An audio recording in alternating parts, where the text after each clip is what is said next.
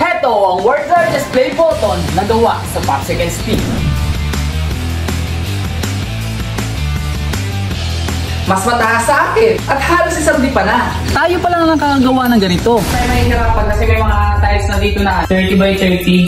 Ang gagawin natin is 6 by 4 feet at may bigat siyang almost 100 kilo. At ang project na ito nagkakahalaga na 15,000 pesos para sa isang member ng Billionaire Gang. At natapos naman ito sa loob ng 4 na buwan. Kung may nakita na kayong play button o video na mas malaki dito, comment nyo sa akin, papanoorin ko. Pero sa ngayon, ang alam ko, ako pa lang ang gagawa dito. Popsicle stick, glue. Glue lang yung ginamit ko kasi alam ko didikit yan eh. Salamin sana. Wala tayong salamin. Salarin. Yung mga ginagamit ng salarin. Oil. Yun na lang. Okay na yun. Tapos, ito. Magagamit natin ito parang pang ilalim lang. Binuka na natin. So, ilalatan natin yan or didikitan na natin para hindi sa tiles wala nakasimula. Yung papel ang magsisilbing foundation at kapag wala tayo niyan, maaaring magsabog-sabog kapag pumunta na tayo sa second layer. Kaya kailangan natin ng papel para maging foundation. Tol, may nakita ko ito. Ito na lang pala yung pangilalim natin. Ay, oo nga, no? So, kahit hindi na natin dikitan, ididikit na lang natin yung popsicle dito. Oo, mas okay yan. Okay to. Hinahanap ko yung gunting, ito nakita ko. Hanapin ko pa rin yung gunting.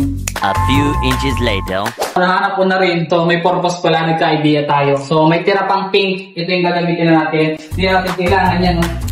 Oh, shit. Sakit ang hita ko. Tira yung mga 1, 2, 3, 4, 5, 6. Sinimulan na namin i-set up yung magiging foundation para masimulan na yung project. Sabi ko, pantay na. Sabi ko yun, sa'yo yung ano yun. Kali! Intro pa lang nagka-problema na. Pero magagawa naman yan ng solusyon. Meron tayong 1,200 na popsicle stick. Magkakasya kaya yun dyan. Tapos 5 layer. So, tingnan natin. Nagtanong ka pa? Malamang hindi yan magkakasya sa laki niyan. Pero dinikit pa rin namin kahit kukulangin niya Bobong Rhyming Coco Martin. Ay, distract pala yun.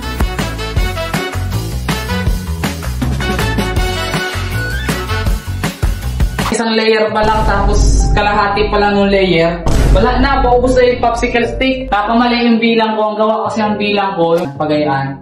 Kumbaga, kunyari, 5 dito, 20 dito. Ginawa ko 20 times 5. Ang hindi ko naisip, ganito pala dapat tayo. Nagpatuloy lang kami sa pagdikit ng first layer kahit alam naming alanganin. Ang mahalaga, may natapos at naubos namin yung popsicle stick. Naubos na natin yung 1,200 na popsicle. Tingnan nyo na ano ba natin, no?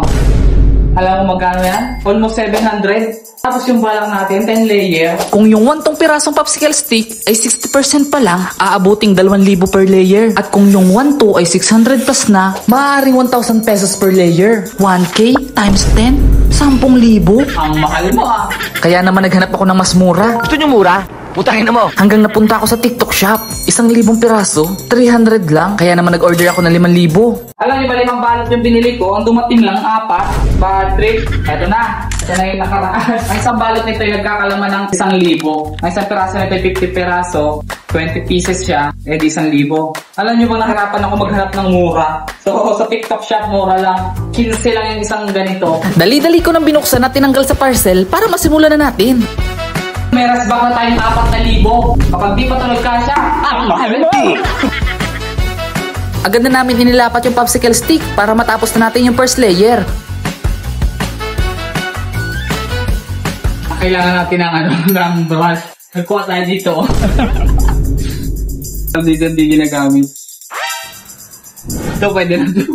Nagkuha tayo sa pangano ni Angelica. Ito ang mga glue namin!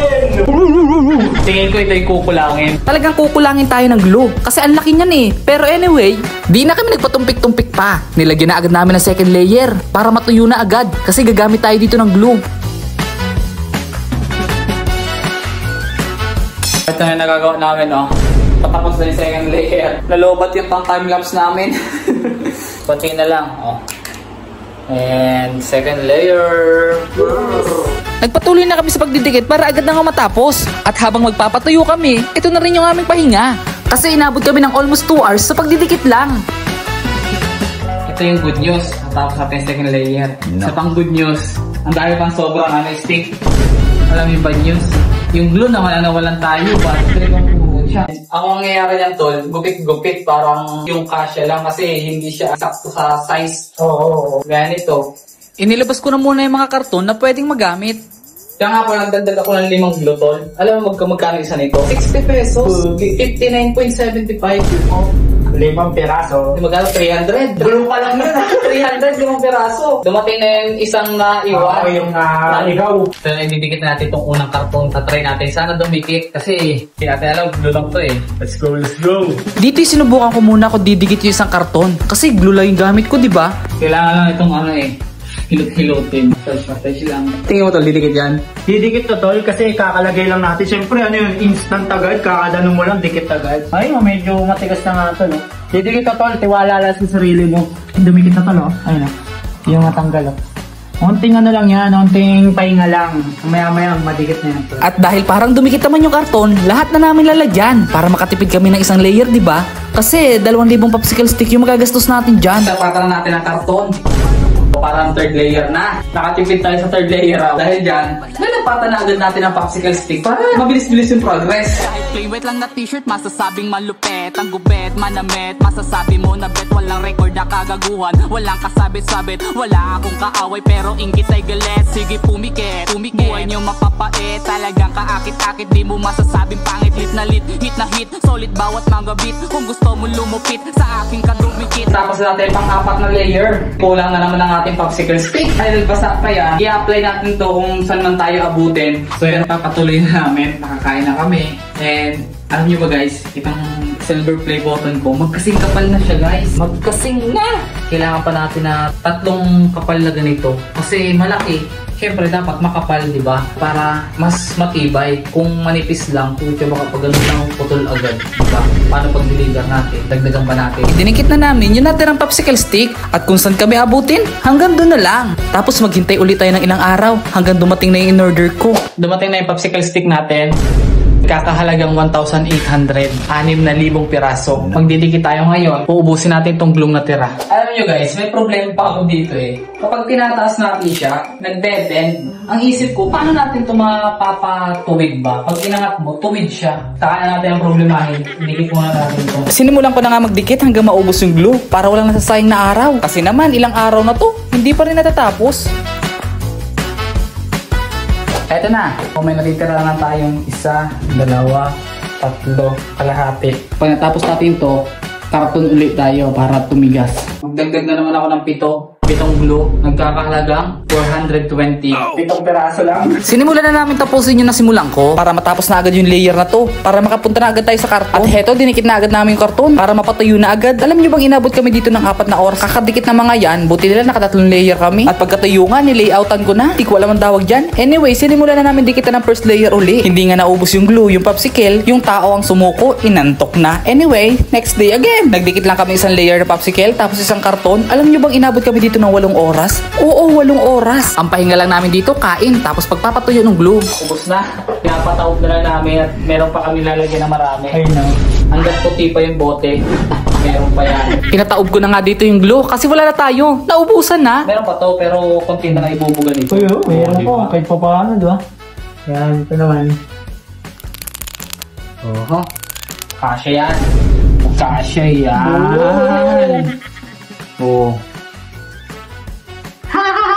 Last na lang. Ito na lang. Tapos ito. Maididikit natin yan dito.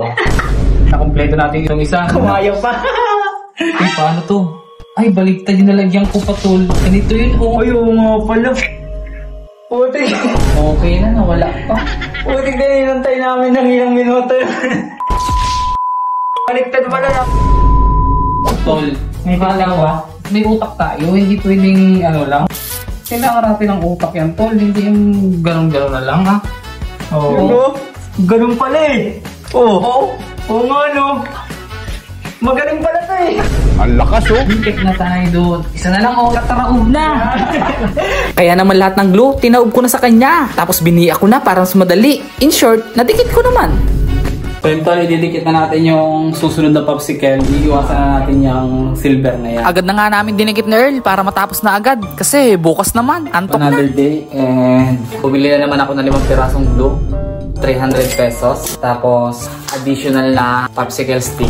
1,215 perasong popsicle stick. Dahil ilang araw na to na bakante, ilang araw na natin yung ginagawa-gawa. Agad ko na nga dinikit itong huling palaman na to kasi ang sunod niyan yung ibabaw na. Kailangan na natin matapos to kasi aabutin na tayo ng 1 buwan. Ginagawa ko na yung last layer. Nilagyan ko ng design, yung arrow-arrow. Patapos na siya. Hindi na ako nag-timelapse. Baka maumay na kayo. Ano yan po? Timelapse na lang. Dahil hindi pa pantay yung kada gilid, naisipan ko, foam spray na lang. Naisip ko na baka tumigas, tapos yung mga sobra-sobra, ikat na lang. Pero alos na nangyari. Pangalawa, itong resin. I-resin natin yung part na may foil. Tapos nung natuyo, eto yung nangyari. Ay, sayang. Paklapit mo nga. Ay, nanay lang. Ito sana yung tsura niya. Maganda naman sana siya. Kaya nga eh. Ngayon, lalaghariin na natin para magpantay. Pero sana, kada laghari, smooth. Guguhitan na muna natin para may pattern yung paglaghari para isang diretso lang. Para pantay. Okay? Yung mga gilid-gilid niya, lalagariin lang namin para maganda tingnan, smooth tingnan. Nung natapos na ang guhitan, agad na namin binakbakan to. Kaso hindi pala madali. So yung mga tol, nagkaroon kami ng human error. Ang hirap niya manu-manuin. Talagang nagkakabakbak siya, natatanggalay, no? Binabalik namin yung mga natanggal. Kaya naman inuunti-unti ko hanggang sa nakatapos ako. Kaso inabot din ako ng ilang linggo. Pagkatapos niya, nagbili na ako ng plywood. Plywood na yung naging solusyon ko kasi nagbebend, di ba? Sana lumapat siya ng maayos, guys. Sana dumikit. See you. Kailan na naman? Ang tagal na naman na sunod na video. Yung mga cut-cut-cut na video na yan. Mga isa-isang linggo ang dumadating nun. Pero see you kailan? Bahala na si Tarzan. Dahil nga hirap kami maglaghari, ay nag-hire na kami na maglalaghari. Siya si Kuya Bibe, ang magsasalba sa atin. Time check. 10:31 na ng gabi. Patulog na mga tao. Tutulog na nga dapat ako, ginising pa ako eh. Damay-damay ko. Pagka umaga nga'y pinatapos ko na kay Kuya Bibe. Siya na ang bahalang magpantay gamit ang grinder. Tapos magpakinis gamit ang polytop. Magkano tol, di na tol. Tapos na. Ayun no?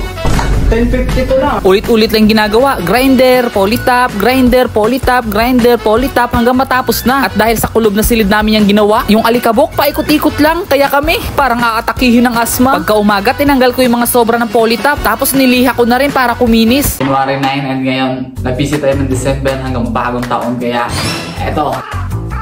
Sisimulan na uli natin. Nilagyan ko na ng karton yung kada gilid para pa nag-spray, hindi natin mapinturahan yung sahig. Nalagay na natin karton. And ngayon, i-spray na natin. Nanood lang ako ng mga tips sa TikTok eh. Yung napanoodan ko, yun na rin yung binilhan ko. Primer gray. So, ito daw pang primer. Agad ko na nga in-spray tong primer natin. Pero alam nyo ba, habang in-spray ko to, ang sakit sa ilong, ang tapang nung amoy. Mamaya yung gold naman, pag natuyo-tuyo na. Tapos pag naka-recover na tayo, medyo ang sakit sa ulo. Electric paran po na para lumabas doon sa pinto. Kita nyo yan parang blurred. Ayan, spray yan, usok yan.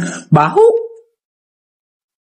Nung natuyo na yung primer ay nilapat ko na agad yung gold pero kinulang tayo kaya bumili uli ako ng dalawa. Ang dalawa na binili natin, kikita nyo, 115 isa. Sana. Okay na to. Okay, gagigs, iba yung pagka-gold niya. Magkaiba, patay tayo dyan. Kala ko same lang eh. Same lang siya ng 351 eh. Ay oo, takip pa lang oh. Pero mas nag-light din yung gold natin. Mas okay. Agad ko na nga nilapat itong gold na to. Minadali ko na lang kasi sobrang sakit na ng ulo ko. Alam nyo ba na pagkatapos ko nito hindi na ako nakagawa uli kasi nga parang lalagdatin ako. Grabe talaga, di mo kakayanin. Amay naman.